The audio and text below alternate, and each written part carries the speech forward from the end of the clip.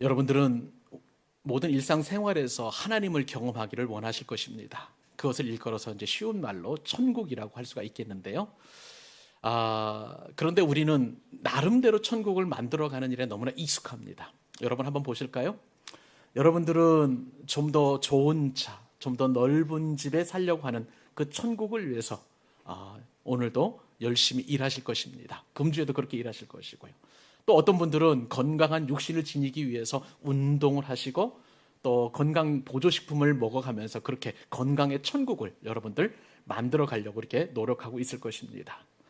또 어떤 분들은 좋은 몸매를 유지하기 위해서 또 다이어트도 불사하는 그런 분들도 계시고요. 또 더 나은 미래를 만들기 위해서 열심히 공부하고 학업에 증진하는 그런 여러분들도 있을 것입니다.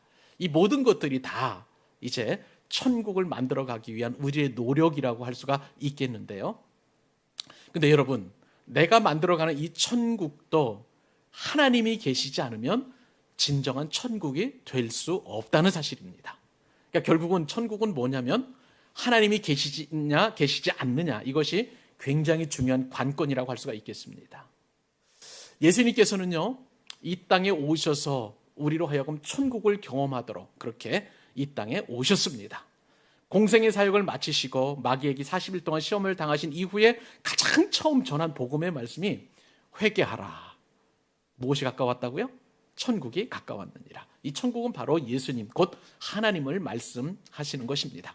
그러므로 여러분, 이 땅에 그 어떤 곳이든지 간에 하나님이 계시면 천국이고 하나님이 계시지 않으면 지옥이 된다는 사실을 여러분 꼭 기억하실 수 있기를 바랍니다.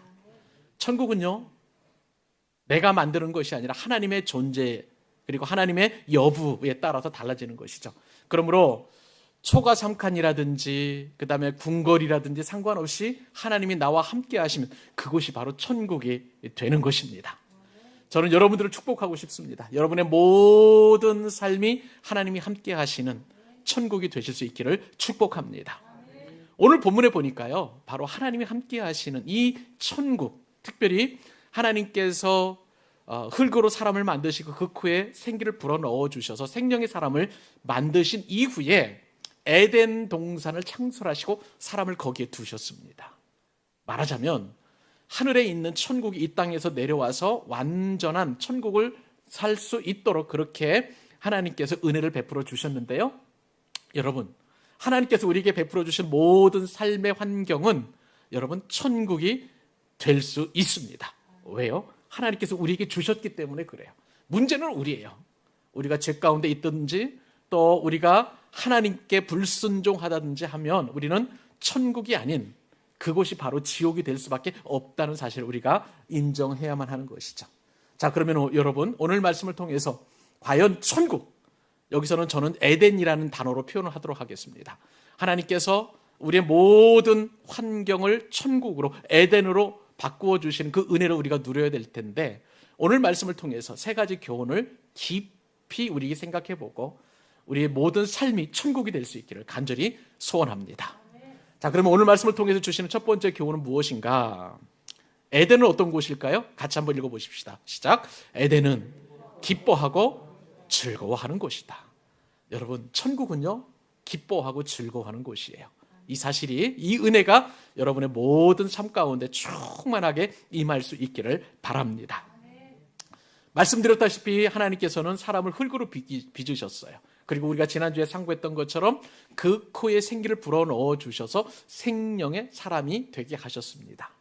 이 생명의 사람에게 놀라운 은혜와 복이 임하게 되었는데 그것은 에덴 동산, 지상의 낙원이 만들어지고 하나님께서 사람을 그곳에 두셨다는 거예요. 자, 오늘 말씀 8절과 그리고 9절 상반절까지 한번 같이 읽기를 원합니다. 자, 읽겠습니다. 시작. 여호와 하나님이 동방의 에덴에 동산을 창설하시고 그 지으신 사람을 거기 두니라. 여호와 하나님이 그 땅에서 보기에 아름답고 먹기에 좋은 나무가 나게 하시니. 여기까지요. 그 다음은 우리 다음에 이제 우리 살펴볼 말씀입니다. 자, 여러분, 에덴 동산 많이 들어보셨을 거예요. 그런데 이 에덴 동산을 제가 영어 성경에 보니까 Garden in Eden, 이든이라고 이렇게 표현되어 있어요. 그러니까 에덴 안에 있는 가든이라는 거예요. 그렇게 영어 성경에 표현되어 있는 것을 보게 됩니다. 여기서 에덴이라는 이름을 우리가 깊이 알면은요, 그리고 이 동산이라는 뜻을 알게 되면 하나님께서 사람을 얼마나 사랑하셨는지 우리가 풍족하게 이 말씀의 은혜를 우리가 경험할 수 있게 됩니다. 여러분, 원래 에덴, 영어로는 이든이라고 이렇게 이야기하는데요, 이 에덴이라는 그 뜻은 뭐냐면 평원이란 뜻이에요. 넓고 넓은 평원, 엄청나게 큰 평원이라는 1차적인 뜻을 가지고 있고, 2차적인 의미는 delight, 기쁨이라는 뜻을 가지고 있습니다. 자, 그러면 여러분, 에덴 동산하면 평평한 평원의 동산이라고 할 수도 있겠지만, 그러나 제가 말씀을 묵상하고 이 본문의 의미를 더 깊이 숙고를 해보니까 에덴 동산은 여러분, 그것보다도 기쁨의 동산이 된다는 사실이에요. 사랑하는 여러분, 하나님께서 천지를 창조하시고 사람을 창조하시고 바로 이 땅에 기쁨의 동산을 창설하시고 사람을 그곳에 살게 하셨다는 사실입니다. 저는 여러분들을 축복합니다. 여러분의 모든 삶이 기쁨의 동산, 에덴이 될 수 있기를 축원합니다. 여러분의 가정도 에덴의 기쁨의 동산 될 수 있기를 바랍니다. 여러분이 하는 모든 일들도 기쁨의 동산에 오르는 즐거움이 있기를 바랍니다. 여러분의 가정도 기쁨의 동산이 될 수 있기를 바라고요. 무엇보다도 우리 광교 사랑의 교회가 기쁨의 동산 될 수 있기를 바랍니다. 여러분이 다니는 학교도 기쁨의 동산이 될 수 있기를 바라고요. 또 여러분의 출근길이 기쁨으로 넘치는 에덴, 천국이 될 수 있기를 바랍니다. 날마다 여러분의 사업장이 기쁨의 동산이 되어서 웃음꽃이 피고 행복하고 일하는 즐거움과 기쁨을 누리는 기쁨의 동산 될 수 있기를 우리 주님의 이름으로 축복합니다. 자, 그런데요 여러분, 이렇게 기쁨의 동산이라는 1차적인 에덴 동산의 뜻이 있는데 더 기쁜 뜻이 있어서 제가 여러분들에게 말씀을 드립니다. 에덴 동산을 원어적으로 볼 때에 에덴 정원이라고 부르는 것이 훨씬 더 성경 말씀에, 그리고 하나님께서 주신 말씀에 더 은혜를 우리가 받게 된다는 사실이에요. 여러분, 동산을 뜻하는 히브리 단어가 간이라는 단어를 씁니다. 간. 그래서 이 히브리어 이 간은 어떤 뜻을 가지고 있느냐면, 동산이 간이라고 그랬잖아요. 울타리로 둘러싼 공간이 바로 간이 되는 거예요. 여러분 생각을 해보세요. 에덴 동산, 그곳은 어떤 곳이냐? 하나님께서 울타리가 되어주셔서 그 안에는 기쁨이 넘치는 곳, 그것이 바로 에덴 동산이라는 사실인 것입니다. 여러분, 하나님은요, 저와 여러분을 위해서 우리의 모든 삶의 현장을 보호하시는 울타리가 되어주시고, 우리로 하여금 그 안에서 기쁨을 누리고 희락을 누리고 즐거워하는 그러한 정원을 만들어 주셨습니다. 그러므로 여러분이 생활하는 모든 영역들이 가정, 학교, 직장, 사업장, 그리고 여러분들과 관계하는 모든 사람들이 기쁨의 동산이 될 수 있다는 사실을 여러분 꼭 기억하실 수 있기를 바랍니다. 제가요, 지난주에 황해노의 목회자 세미나에 다녀왔습니다. 세미나 중에 이제 잠깐 짬을 내어서 어느 목사님 부부와 함께 이제 교제를 하게 되었는데요. 제가 정원에 다녀왔습니다. 어떤 정원이냐면 바다 정원이에요. 속초에서 조금 위쪽으로 올라가면 강원도 고성이라는 이제 군인데, 행정구역상으로 보니까 강원도 고성군이라는 곳에 토성면에 있는 바다 정원이라는 그 카페가 있더라고요. 이 카페에는요, 이름 바다 정원이라는 이름 그대로 바다를 정원 삼아 가지고요, 아주 멋진 그런 풍광을 이렇게 만들어 놓았어요. 건물도 있고요, 그 안에 많은 꽃들, 나무들도 심어 놓았고, 무엇보다도 마음에 들었던 것은 무엇이냐면 바다 바로 앞에 있는 그런 이제 카페였는데, 이제 송림이 있어서 잠깐 보이지 않기도 했었지만 반대편 건물에, 옆에 건물에는 송림이 없어가지고요, 그 자리에 앉으면 바다가 다 보이는, 바다 자체가 정원이 되는 그런 멋진 그러한 정원이었습니다. 그곳에서 맛있는 빵을 굽기도 하고요, 쿠키도 굽고, 그 다음에 커피도 이렇게 내리고 차도 이렇게 끓여내고, 그러면서 많은 사람들이 그곳에서 기쁨의 대화도 나누고 교제하고 하는 것을 보았습니다. 여러분, 인간이 만든 그런 정원도 이렇게 아름답고 많은 사람들에게 감탄을 준다는 거야. 하물며 우리 하나님께서 만드신 이 기쁨의 정원, 기쁨의 동산은 어떻겠습니까? 모든 것이 부족함 없는 훌륭한 정원인 줄로 믿습니다. 저와 여러분을 바로 그 정원의 주인공으로 삼으시고 그 정원에 두시고 우리로 하여금 경작하며 지키게 하셨다는 사실인 거예요. 여러분, 우리의 모든 삶의 영역들이 이처럼 기쁨의 정원 될 수 있기를 간절히 소망합니다. 그런데요, 이 에덴 동산에, 이 기쁨의 동산에도 기쁨을 누리지 못하는 사람들이 있어요. 누구냐면요, 바로 이단이라고 할 수가 있겠습니다. 여호와 하나님께서 동방의 에덴의 동산을 창설하셨다는 말씀이 오늘 본문에 기록되어 있는데, 근데 이단들은요, 바로 이 동방이라는 단어에 집착을 해가지고요, 자기들 나름대로 이단 사선을 퍼뜨리고 있는 것을 보게 됩니다. 여러분, 성경을 읽다 보면은요, 조금 반복되어서 이렇게 나오는 표현들이 있어요. 성경이 유난히 동쪽에 대해서 굉장히 강조하고 있는 것을 보게 됩니다. 진짜 성경에는요, 동쪽에 관심을 참 많이 가지고 있습니다. 창세기에도 동방이 있고요, 요한계시록에도 이 동쪽에 관련되어 있는 내용이 있는데, 이단들이 이 동쪽을 어떻게 오해하는지 여러분들에게 보여드리기 위해서 잠깐 우리 요한계시록 7장 2절 말씀 같이 한번 읽어보도록 하겠습니다. 자, 요한계시록 7장 2절 같이 읽습니다. 시작. 또 봄에 다른 천사가 살아계신 하나님의 인을 가지고자 해 돋는데, 어디? 해 돋는 데로부터 올라와서 땅과 바다를 해롭게 할 권세를 받은 네 천사를 향하여 큰 소리로 외쳐. 여기에 보면은요, 요한계시록에 보니까 해 돋는데, 여러분, 해 돋는 곳은 동서남북 가운데 어디입니까? 맞아요, 동쪽이에요. 근데 이 동쪽을 이제 표현하는데, 이단들은 이 동쪽을 동방이라고 이야기를 하고요, 그것을 자기 나름대로 그렇게 문자적으로 해석을 해서 장차 오실 예수님이 이제 이 동방에서 오시는데, 그 동방에서 자칭 재림주가 나라고 그렇게 이야기를 하는 거예요. 이것이 바로 이단입니다. 대표적인 이단이 이제 JMS라고 하는 기독교 복음 선교회라고 할 수가 있는데, 자, 이 JMS가 이 동쪽을 이렇게 해석하고 있습니다. 여러분, 혹시 설득력이 있는지, 타당한지 한번 들어봐 주시기 바랍니다. 초림주는 서방의 동방에서 왔지만 재림주는 지구촌 전체의 동방, 곧 해 돋는 나라에서 온다. 그렇다면 이 해 돋는 곳은, 예로부터 동방은 한국과 일본과 중국이 있는데, 그러면 도대체 재림주는 어느 나라에 오신다는 말인가?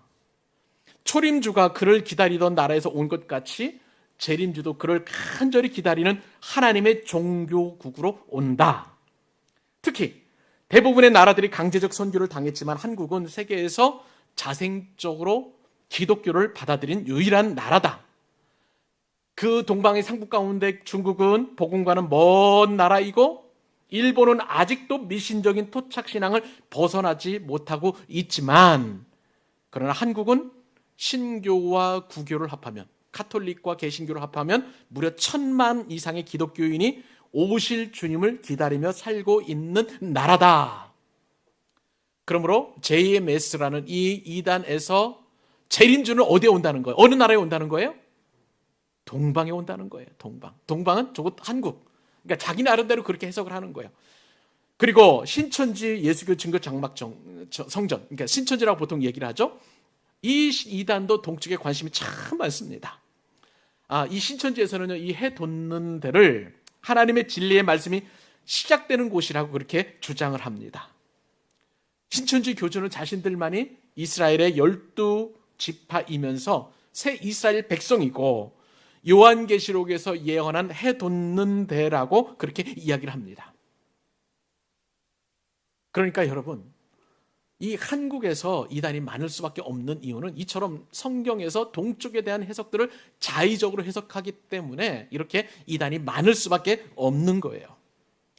한국에서 발생하는 그 이단들은요, 오직 자기 교주가 해석하는 말만 들어야만 구원을 얻을 수 있다고 그렇게 그들은 생각하고 있습니다. 그리고 자신들의 교주가 요한계시록 7장 2절에서 해돋는 데서, 그러니까 동쪽인 이 동방에서 올라와 인치는 자라고 믿고 있기 때문에 자신들이 믿는 이 교주가 바로 재림주다라고 그렇게 성경을 엉뚱하게 해석하고 꿰어 맞추는 것을 보게 됩니다. 자, 그러면 여러분, 정통교회에서, 바른 교회에서 도대체 이 요한계시록 7장 2절에 해돋는 데는 어떻게 해석을 할까요? 그냥 동쪽이에요. 동쪽의 그냥 상징적인 표현이 바로 해돋는 데입니다. 어떤 지형적인, 어떤 특정한 국가, 대한민국을 말하는 것이 아니라 그냥 동쪽이라고 보통 그렇게 이야기를 하고 있고요. 원래 이 동쪽은 성경에서 메시아가 오는 곳, 예수 그리스도와 항상 연관되어 있다는 것을 구약 성경이 계속해서 이야기하고 있습니다. 대표적인 말씀이 에스겔서 말씀인데, 에스겔서 43장 4절 말씀을 보실까요? 여호와의 영광이 어디를 통해서 오십니까? 동문을 통해서. 동문을 통해서 성전으로 들어가고, 이 동문은 예수님께서 오시는 방향, 곧 그냥 그것을 상징적으로 표현하는 말에 불과한 거예요. 그러니까 동쪽이라고 해서 여호와의 영광이 저 예루살렘 동편이라고 하니까 그 동쪽에 계속 거기서만, 지금도 유대인들은 예루살렘 동편에서 메시아가 오실 것을 기대하면서 계속 그곳에서 예배하고 그것을 향해서 메시아가 올 것을 기대하는 사람들이 많이 있어요. 유대인들이 지금도 그럽니다.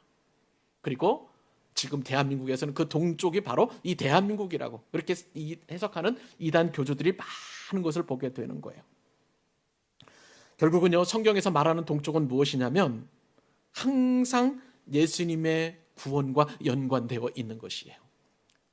초림 때도 예수님께서는 동쪽에서 오셨습니다. 그리고 다시 오실 예수님께서도 동쪽에서 오신다. 이것은 반드시 오신다는 의미이기도 하고요. 그리고 예수님께서 최후의 심판자, 마지막 심판자라는 뜻도 가지고 있는 거예요. 그렇기 때문에 어떤 특정한 나라나 국가를 상징하지 않는다는 것을 여러분 꼭 기억하실 수 있기를 바랍니다. 사랑하는 여러분, 결국은요, 오늘 말씀을 통해서 우리가 깊이 깨달을 수 있는 것은 진정한 천국은 사람이 예수 그리스도를 믿어서 하나님이 치신 울타리 안에서 기뻐하는 것임을 여러분 기억하실 수 있기를 바랍니다. 여러분의 삶의 모든 영역에서 하나님께서 친히 울타리가 되어주신다면 그것이 바로 에덴 정원이고 그것이 바로 이 땅에 임하신 하나님 나라인 줄로 믿습니다. 성경에서는요, 이 천국을 천국이라고 이야기도 하고 하나님 나라라고 표현하기도 하고요, 구약 성경 창세기에 보니까 에덴 동산이라고 표현하기도 합니다.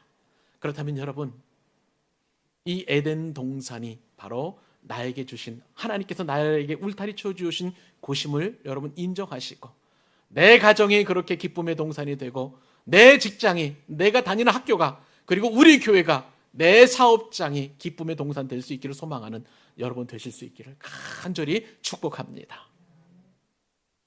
두 번째, 우리가 하나님께서 주시는 교훈을 깨달아 볼 때에 두 번째 교훈은 무엇이냐? 에덴은요, 생명이 흘러가고 생명을 흘려보내는 곳이라는 거예요. 천국은 자꾸 흘러가고 흘려보내는 거예요. 사랑을 흘려보내고 생명을 흘려보내는 것이 바로 천국이라는 사실입니다. 여러분, 에덴 동산에 부족함이 있었을까요? 없었을까요? 모든 것이 완벽하게 다 갖추어진 그런 곳이었습니다. 하나님이 만드신 천국이니 여러분, 에덴 동산에 부족함이 있을 리가 없습니다. 에덴 동산에는 기근이 없었습니다. 질병도 없었습니다. 고통도 없었어요. 눈물도 없었어요. 모든 것이 다 풍요로운 그러한 동산이었던 것입니다. 좋은 나무 과실들이 에덴 동산에 곳곳에 널려 있었었고요, 사람 그거를 돈 없이, 돈 내지 않고 따먹어도 되는 그러한 놀라운 풍성함이 있는 그런 곳이었습니다. 뿐만 아니에요, 이것은 너무나 아름다운 곳이었어요. 어떻게 아름다웠느냐? 이 에덴 동산에서 4개의 강이 흘러나가는 거예요. 흘러보내고 있습니다. 자, 오늘 말씀 10절로 14절까지 5절 같이 한번 또 읽어보도록 하십시다. 한 목소리로 시작. 강이 에덴에서 흘러나와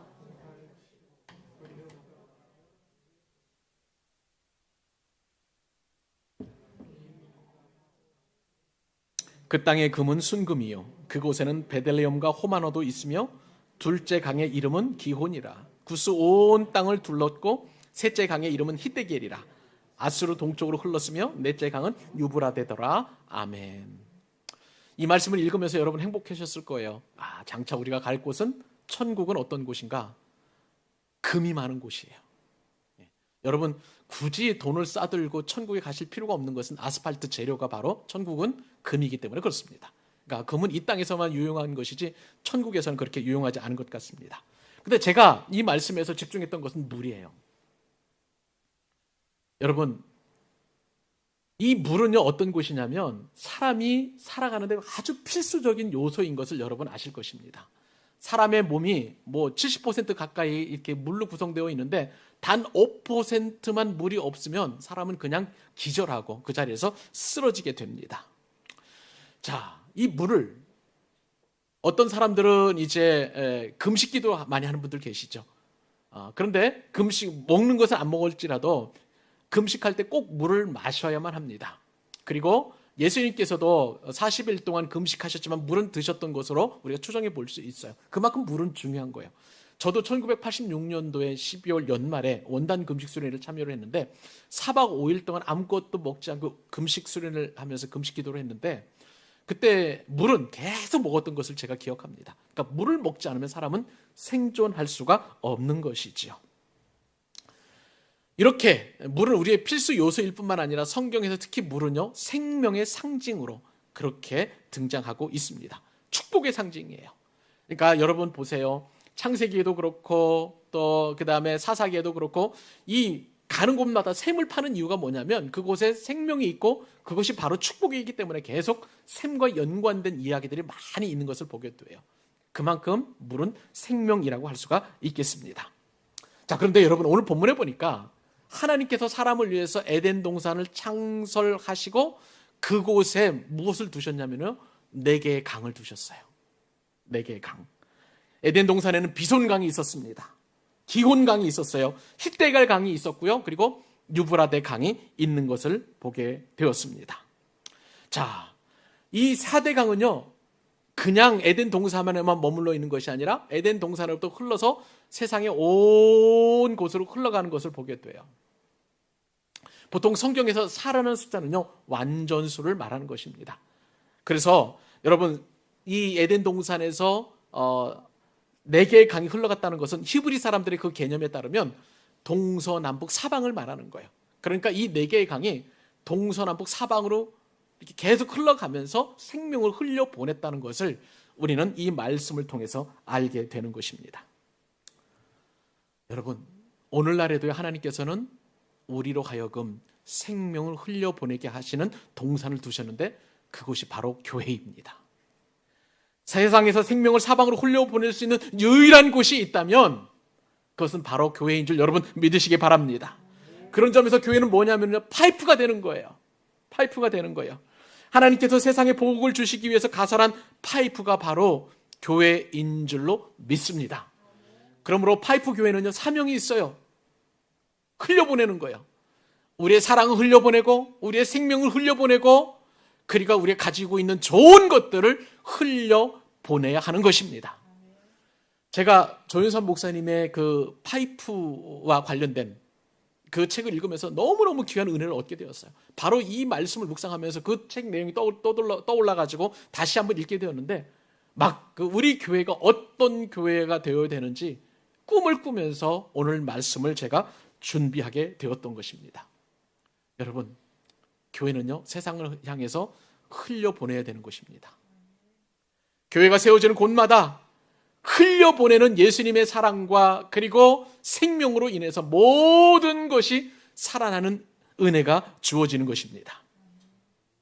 제가 근간에 명지대학교에서 사역하는 박용수 선교사님하고 자주 통화하는 일이 있었고요. 어제도 잠깐 박용수 선교사님 그 새롭게 열게 된 청암 글로벌 센터에 잠깐 다녀왔습니다. 여러분 잘 아시는 것처럼 박용수 선교사님은 무려 24년 동안 중국에서 선교하시고 이제 중국 당국으로부터 계속 감시를 받다가 추적을 받다가 이제 쫓겨나게 되었죠. 그리고 나서 이제 명지대학교와 합동신학대학원 대학교에서 교수 사역을 감당하고 있는 그런 목사님입니다. 그런데 이 중국에 대한 그 사랑은 끊을 수가 없었던 것 같아요.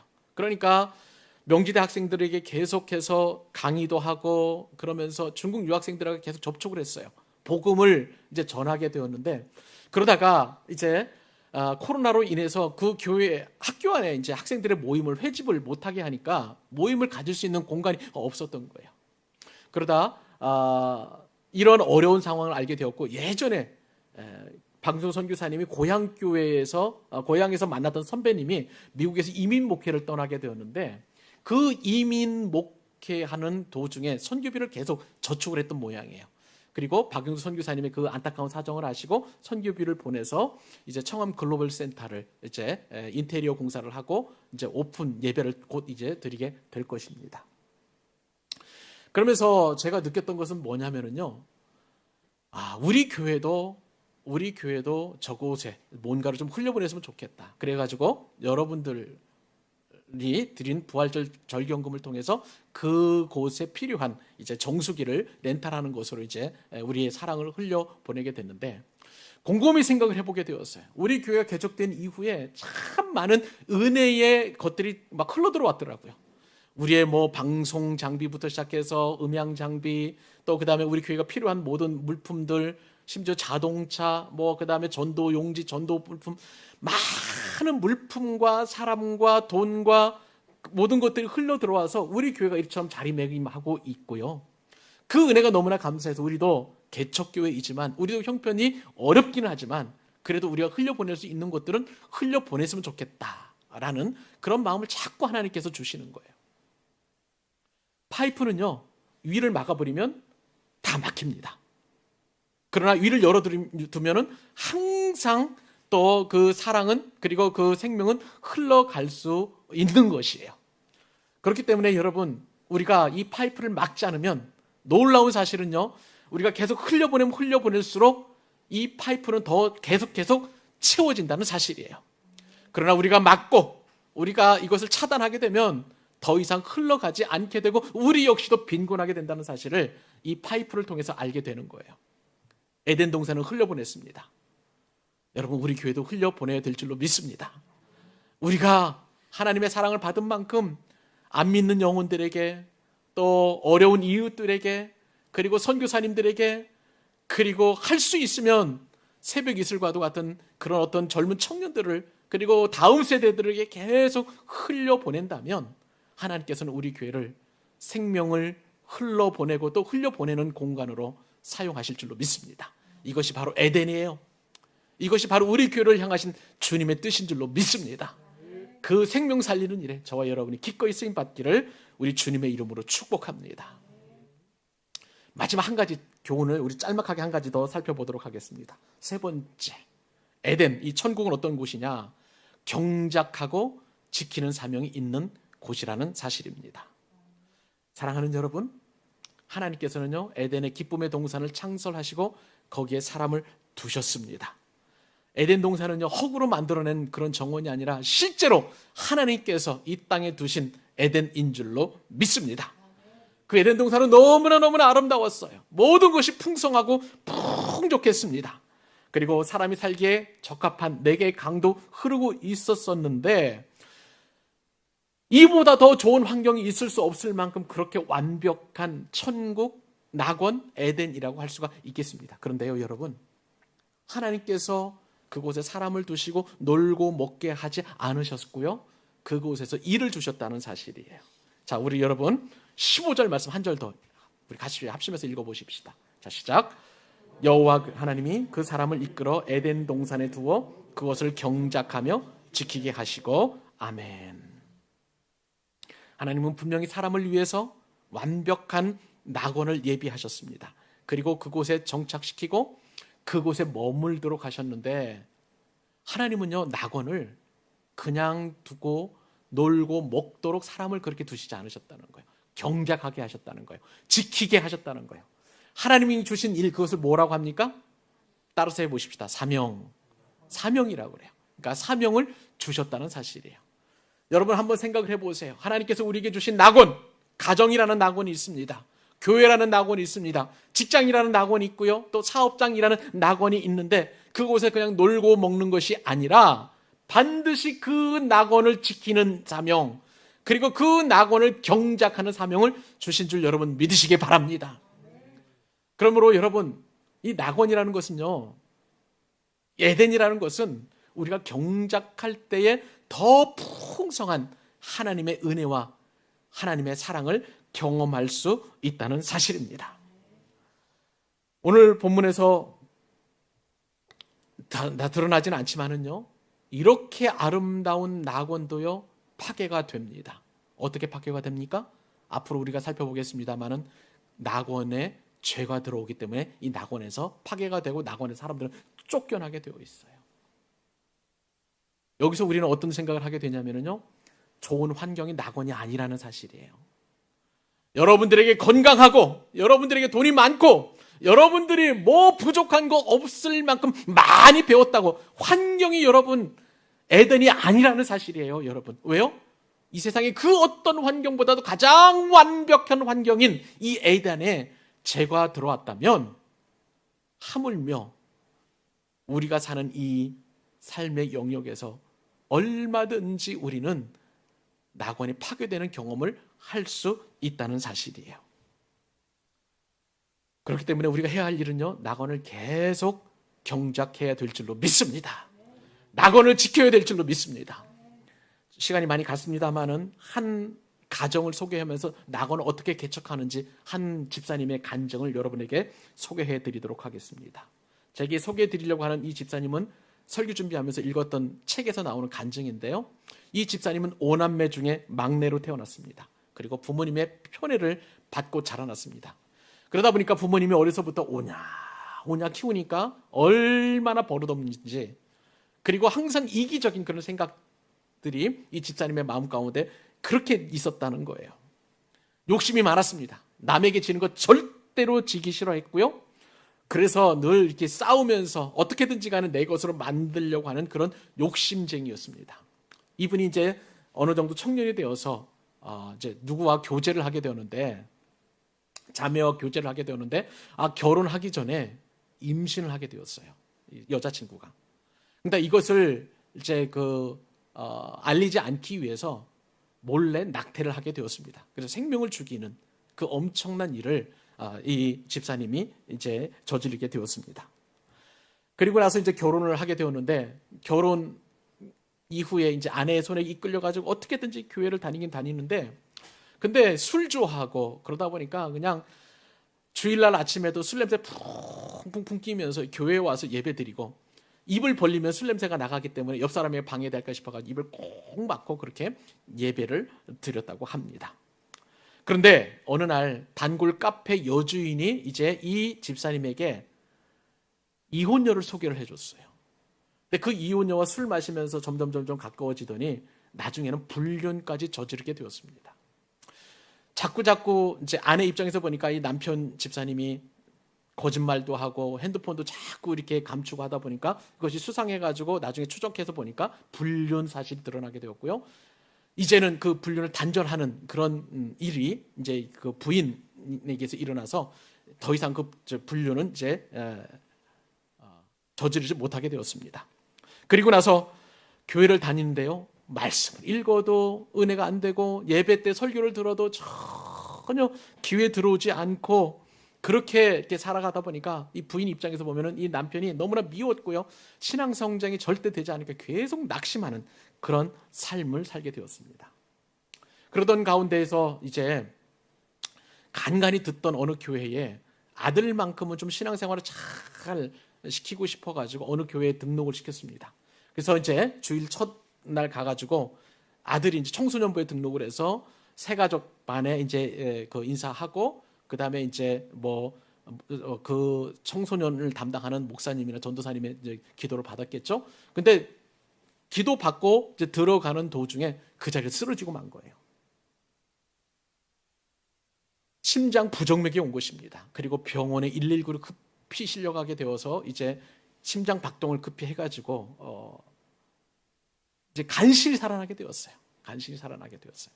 미세하게 심방 찌는 그런 모습을 보면서 이 집사님은 그 아들을 보면서 하나님은 원망했습니다. 왜 나에게 도대체 이런 일이 일어나게 되었는가? 그렇게 원망하고 또 원망했답니다.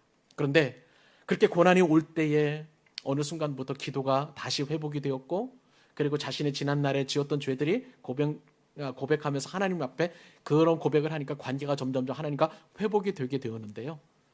그리고 나니까 이제는 그 병실이 천국이 되었습니다. 어떤 일이 일어나게 되었느냐? 그 동서를 너무너무 미워했던 일이 있었다는 거예요. 이 집사님, 남자 집사님의 동서는 어떤 사람이었느냐? 강남에 아파트를 하나 가지고 있었는데, 전 재산이라고 할 정도의 그 아파트였는데, 보증을 서달라고 해서 보증을 서줬더니 이 아파트가 다 날아가 버린 거예요. 그리고 이후에는 10여 년 가까이 전혀 연락도 하지 않았던 그런 삶을 살았다고 합니다. 그런데 이 병실에서 그 동서에게 전화를 했더니 10년 만에 전화를 한 거예요. 와서 형님에게 눈물 뚝뚝 흘리면서 내가 잘못했다, 그렇게 하면서 정말 그 용서를 구하는 그런 일이 있어서 미워했던 사람과 화해하는 그런 기적이 그 병실에서 일어나게 된 거예요. 그리고 이 병실을 통해서 안 믿는 친척들이 이제 병문안 오게 되었는데, 이 집사님은 자꾸 자신이 만난 하나님, 그리고 자신에게 은혜 주시는 그 하나님을 간증을 하면서 가족들을 전도하는, 불신 가족들을 전도하는 그러한 병실이 되었다는 것입니다. 그리고 이제 이 친구, 이 아들의 친구들을, 병문안하러 온 친구들과 그 어머니 또 부모님들에게도 복음을 전해가지고요, 또 그곳에서 많은 사람들이 회심하고 교회로 나갔다는 그런 간증을 읽게 되었습니다. 여러분, 이것이 바로 에덴을 경작하고 지키는 거예요. 천국은 잘 만들어진 환경이 아니라 내가 경작하고 지킬 때에 온전한 천국이 만들어지게 되는 줄 여러분 기억하실 수 있기를 바랍니다. 오늘 말씀을 통해서 여러분 주신 은혜를 꼭 기억하십시기 바랍니다. 오늘 말씀은 창조주 하나님께서 사람에게 주신 본래 천국의 모습이었어요. 그곳은 부족함이 없었어요. 그리고 사랑이 흘러가고 생명이 흘러가는 곳이었습니다. 무엇보다도 기쁨의 동산이었습니다. 그리고 이 천국은 경작하고 또 지키는 사명이 있는 곳입니다. 여러분들에게 주신 하나님의 모든 공간은 에덴이 될 수 있습니다. 오늘 주신 말씀 가지고, 이 말씀을 가지고 이번 한 주간도 경작하고 지키고, 그리고 여러분들이 천국을 갖고 나가는 천국의 주인공들 될 수 있기를 우리 주님의 이름으로 축복합니다.